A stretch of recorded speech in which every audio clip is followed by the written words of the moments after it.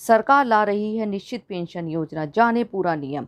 Pension fund नियामक और विकास प्राधिकरण pension fund regulatory and development authority के अध्यक्ष सुप्रतिम बंदोपाध्याय ने कहा कि प्राधिकरण न्यूनतम रिटर्न की गारंटी वाली पेंशन योजना पेश करने की तैयारी कर रही है।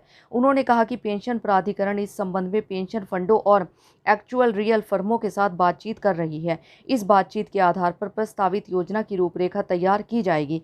उन्होंने बताया कि पीएफआरडीए कानून के तहत हमें एक न्यूनतम सुनिश्चित रिटर्न की योजना शुरू करने की अनुमति है। चालू वित्त वर्ष में पेश होगी योजना। पेंशन फंड पीएफ योजनाओं के तहत प्रबंधित फंड को मार्क टू मार्केट किया जाता है, इसलिए जाहिर तौर पर कुछ उतार चढ़ाव होते हैं और मूल्यांकन बाजार की चाल पर आधारित होते हैं।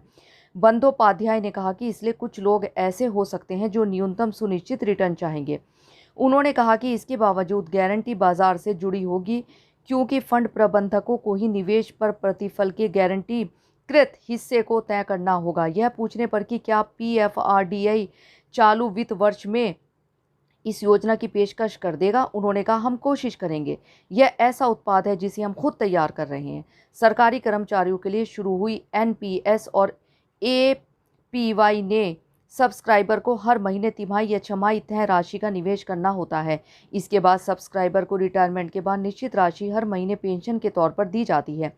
एनबीएस में 18 से 60 वर्ष तक का कोई भी भारतीय नागरिक शामिल हो सकता है। केंद्र सरकार ने इसे 1 जनवरी 2004 को पेश किया था। इस तारीख के बाद ज्वाइन करने वाले सभी सरकारी कर्मचारियों के लिए यह योजना ज़रूरी है। साल 2009 के बाद से योजना को प्राइवेट सेक्टर में काम करने वालों के लिए भी खोल दिया गया है। रिटायरमेंट के बाद कर्मचारी एनबीएस का एक हिस्सा निकाल सकते हैं, वहीं बाकी रकम से रिटायरमेंट के बाद रेगुलर इनकम के लिए एन्युटी ले सकते हैं। धन्यवाद। समाचार के बारे में अपनी राय कमेंट बॉक्स में ज़रूर दें। लाइक और सब्सक्राइब करना मत भूलें और अधिक ताज़ा तरीन खबरों के लिए जुड़े रहें प्रखर गूंज न्यू डेस्क के साथ।